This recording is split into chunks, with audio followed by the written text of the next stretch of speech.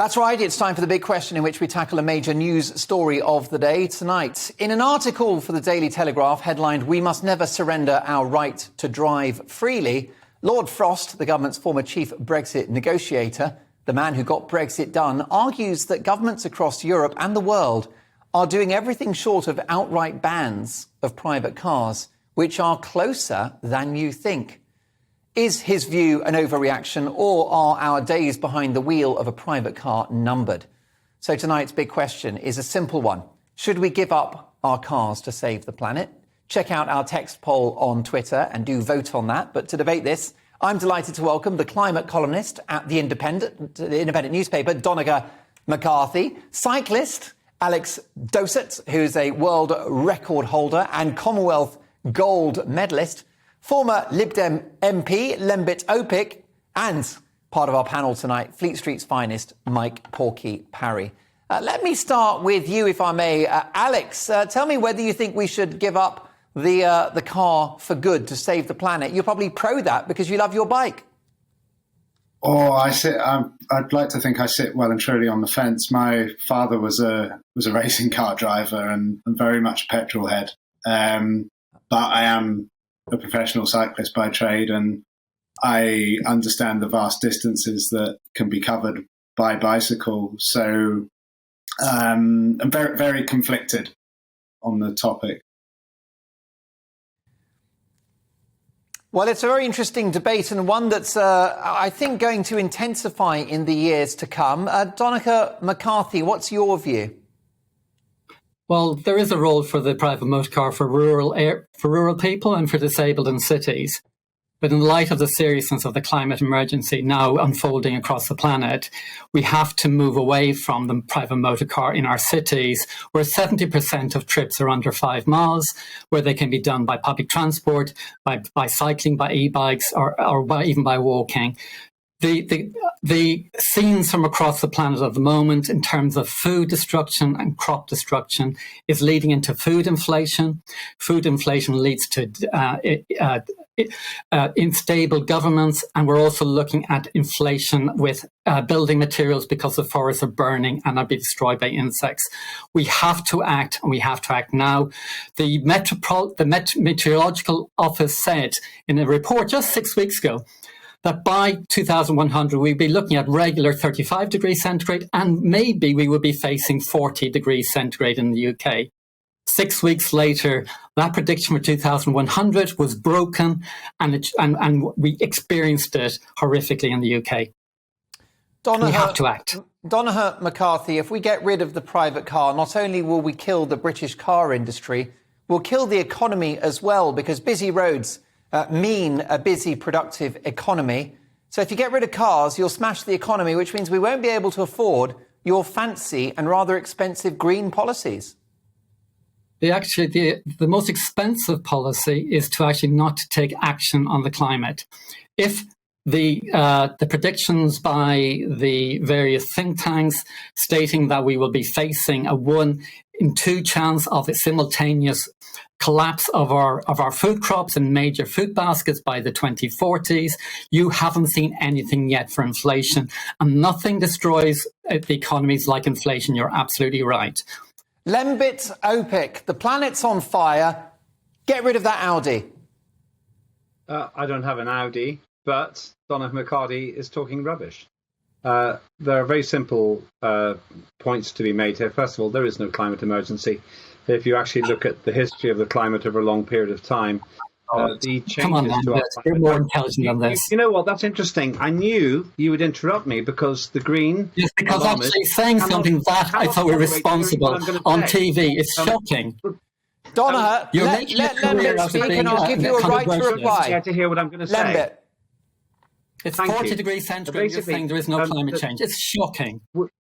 Look, with the climate alarmists, their main methodology... It's not alarmist, it's 40 degrees. It's reality. Once again, let the viewer observe that Donnachadh McCarthy doesn't even let me finish my point. He can disagree with it, but he doesn't want you to hear it. And the reason is because he has no answer to the following questions.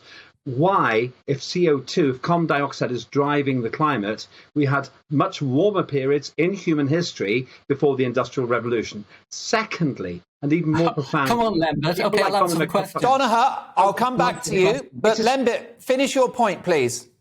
Thank you. It is very frustrating, and let the viewer observe that the bullies on the green side don't even tolerate people like me challenging their arguments. If they've got the data, let them put it forward. So the first point is CO2 and climate change are not connected. Now, I've been studying this for 44 years, and I can say for a fact that it's been warmer before than it is now, before the Industrial Revolution. Second and central point here, you get rid of the car. Good job there, Donnachadh. My late mother wasn't very mobile. She can't cycle. She couldn't cycle, she couldn't walk. But apparently your obsession with the climate crisis is so great that you're willing to undermine the less mobile and the elderly in these in the United Kingdom in an urban environment so that they can't get into the centre of town. Now, that's not an environmental argument, but honestly, it's disgraceful that people like you think that your obsessive mission to try to limit our freedoms with no scientific basis whatsoever matters more than the freedoms and liberty of people like my late mother. Lembit, play the ball, not the man. And before I come back to Donnachadh, the planet's heating up, the polar ice caps are melting, sea levels are rising. And how do you explain the astonishing heat wave a couple of weeks ago, 40 degrees in central London? Okay, let me apologise if it seemed like I was playing the man. Donnachadh is a friend, and I don't want to give the impression that I'm personally holding him responsible for bad behaviour. Sure. Sorry, Donnachadh, I didn't mean to seem like that. The answer to your question, Mark, is that the Antarctic ice cap is actually growing. Did you know that? Last year, it recorded the second coldest 6 months in human recorded history. No one's telling you that because it doesn't fit the narrative. Polar bears, apparently they're going extinct. Well, actually, they're at a record population since around 1962. But none of this fits the narrative. So the scientific response to what you've said is very simple. We are not facing a climate crisis. As one of the gurus in the subject, Brian Catt, who I'm honoured to know, says, actually, the changes are nominal. It's getting warmer because we started measuring seriously the climate, the temperatures around 1850 at the end of the Little Ice Age. It should have got warmer. It's going to get colder again. And I think that the alarmists are doing far more harm to our society than anybody else. Lembit, should we do anything? Yes, we should handle, hopefully Donnachadh would agree with me on this, even if he disagrees with other things that I've said. We should manage our resources prudently. But that's different to being concerned that we're wrecking the climate. Incidentally, by the way, the world's getting greener. We're getting a more fertile planet because there is a small increase in CO2, which is a fertilizer for plants. So, yes, let's make sure that if we're going to be here for the next 10,000 years, we don't squander all of our resources in the next 200 years. But that means that we need to do, for example, nuclear power, things that many of the Greens disagree with, and other forms of prudent energy management. But the one thing that we don't need to worry about is human beings wrecking the climate, because at the very, very most, our contribution to carbon dioxide, this great demon gas, is 3.5%. It's more likely to be near 0.7. That's really okay, Mike and Alex, I'll bring you in just a moment, but I did promise you a right of reply, Donnachadh. I don't know if the planet's temperature is rising, but yours is. Well, sorry, Mark. It's not a question whether you or I think the temperature is rising. The world's scientific bodies have told us for a fact it is rising. And any human being who looks at what's going on across the planet, and having this person on is actually shocking in this day and age. If anybody watched the Big Oil documentary recently on the BBC, they'll see very clearly there's been a 50-year program to get people like Lembit out there in the public sowing out so we don't take action. And the result of that is now we are gone beyond the point of actually protecting the planet completely. We're now in trying to rescue what we can. The idea that this person comes on and says he has studied it, a non-scientist has studied science, and he can contradict all of the Nobel Peace Prize scientists, all of the scientific bodies in the country, and he says they are wrong and he is right, is shocking, insulting to our listeners tonight. And what we need to be talking about what action we need to take, and the action we need to take is to reduce our carbon emissions radically and fast. Anything else is utterly betraying Britain and our future. Donnachadh, you've said that it's shocking that somebody like Lembit is saying these things on TV. Do you not believe in free speech? Wasn't the great mistake of the pandemic the idea of the science is settled? And now, after the failure of lockdowns, it's quite clear the science was not settled. Do we risk not having the same groupthink when it comes to climate, Donnachadh? Well, the issue is that if we had a discussion this evening about whether the planet's round or not, would you tolerate a flat earther? Because that's the situation we're in. Why not? Because what's happening, Mark, is really serious. What's happening is people like Lembit have for 30, 40 years argued it's not happening, and the science is now unfolding around us. And because of him, people are actually left defenseless around the planet. And this is really disturbing. He is a clear enemy of Britain. He is betraying the people of Britain by delaying the action necessary to protect our boundaries and our future security and our food supply. This year, from the rise in temperatures in the United Kingdom alone, we're facing a threat to our crops, and the farmers are saying we'll face a 10% inflation from food costs in the UK alone. Crops are failing in Argentina, they're failing in America, they're failing in India, and they're failing in China. This is grossly irresponsible, Mark, to have this person on. Well, now you're playing the man, not the ball. I thought you guys were friends. We'll have to kiss and make up at the end if that just doesn't generate too much heat. Let's bring Mike Porky Parry into this before we come back to world record holder Alex Dowsett. Mike Porky Parry, can you find a sort of happy landing space for this debate? Should we give up the car to save the planet? Well, let's get back to the car, right? Everybody knows, everybody who's got a mind that thinks there is a left-wing political plot against motorists in this country and across the Western world, OK? The other morning, I was going to a job and a car picked me up at 4:30 in the morning, and then the car had to drive at 20 miles an hour, right, through parts of Greater London to get me to where I was going. There was nobody on the road.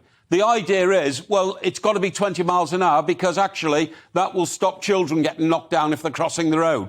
There aren't any children around at 5:30 in the morning.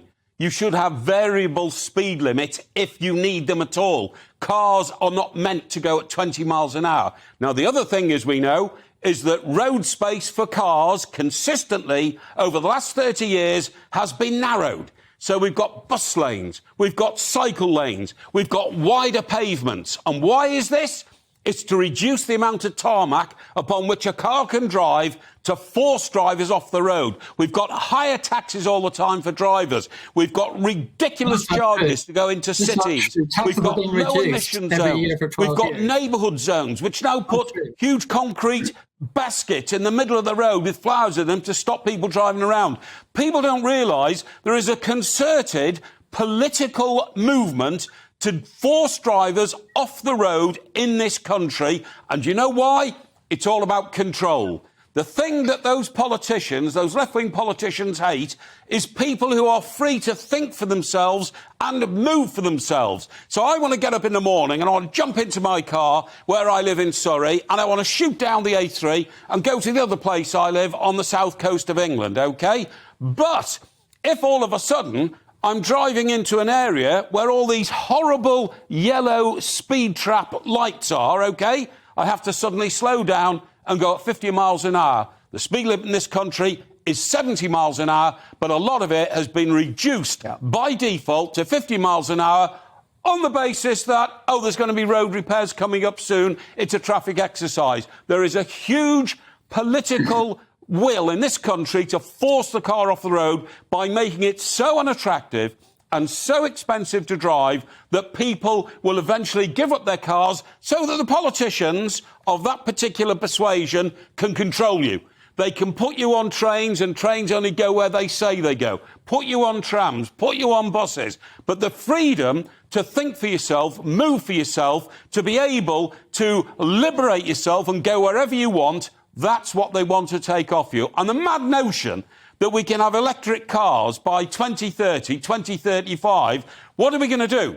Build 10 new nuclear power stations to provide the electricity, because we're already talking about blackouts this winter because of the situation is critical in providing energy into this country.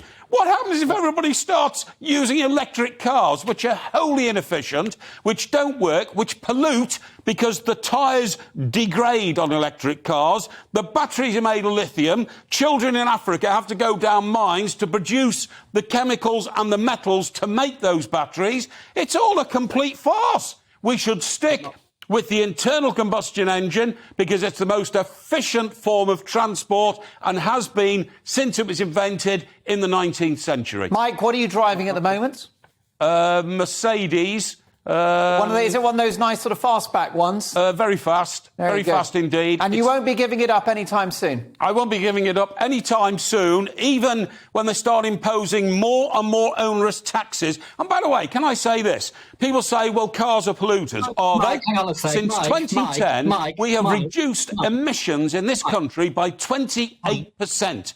Most of the emissions that people were worried about were coming out of the exhaust pipes of cars. Okay. Now the fuel is cleaner. Now the engines are more efficient. We've cut it by 28%. We can't cut it any further. Nobody else in the world has cut as much as we have. We're doing our bit. And while countries like China are not, who incidentally last week ordered another 300 million tonnes of coal to be dug each year, why are we putting ourselves in a position where we're making our lives more difficult when others in the world realise it's a load of nonsense? All pertinent questions. Put that in your exhaust pipe and smoke it. So, Alex Dowsett, do you think it's just a matter of time before we will have to relinquish and give up the private car?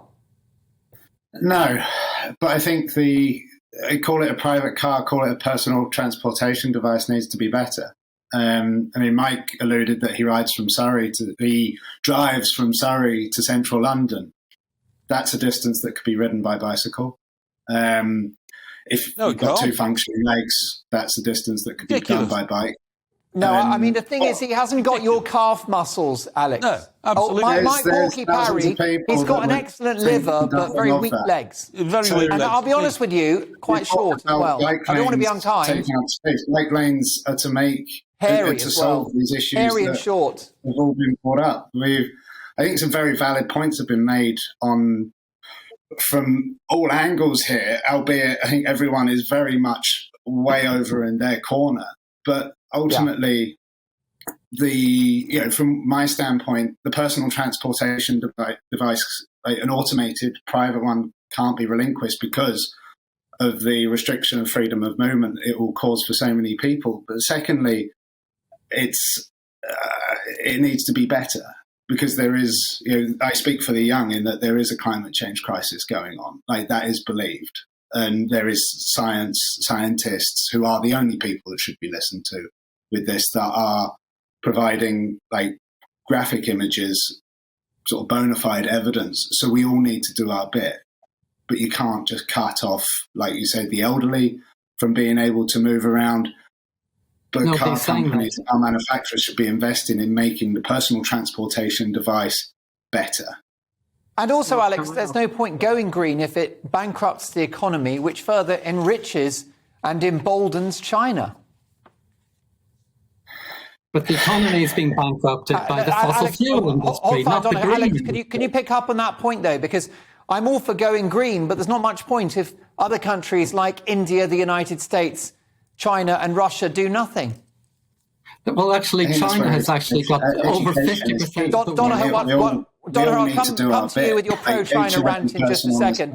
Alex Dowsett, really want to hear what you think about this before I come to Donnachadh. We all need to do our bit. We talk about China, we talk about India. We are the UK, we need to do our bit. We need to put pressure on China and India and those countries to do their bit. Why bother if they do nothing, Alex? What's the point? We can't sit here and go, we're not going to do our bit because they're not doing theirs. If the whole world takes that approach, then where are we all going to end up? Ultimately, we all share the same planet here. Listen, Alex, do you think you would take Mike Porky Parry out on a tandem one day just to show him how it's done? I'd like to show how the bike is a far less intimidating mode of transport and far more liberating mode of transport than I think a lot of people deem it to be. It's it's deeply frustrating that we are referred to as cyclists. We're not people. I am someone's son. I am my daughter's father. But when I'm on the road, I am just a cyclist. And I think a lot of people immediately don't want to join that group of people. So instead of being a cyclist, I think we should be referred to as people that use bikes as a mode of transport. And Alex, that should be...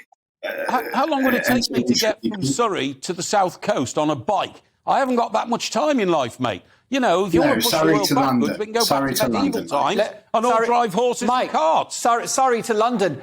Listen, very interesting, Alex. Great to get your perspective on that. The clock's against us. So, Donnachadh, give me your last closing thoughts on this, if you wouldn't mind.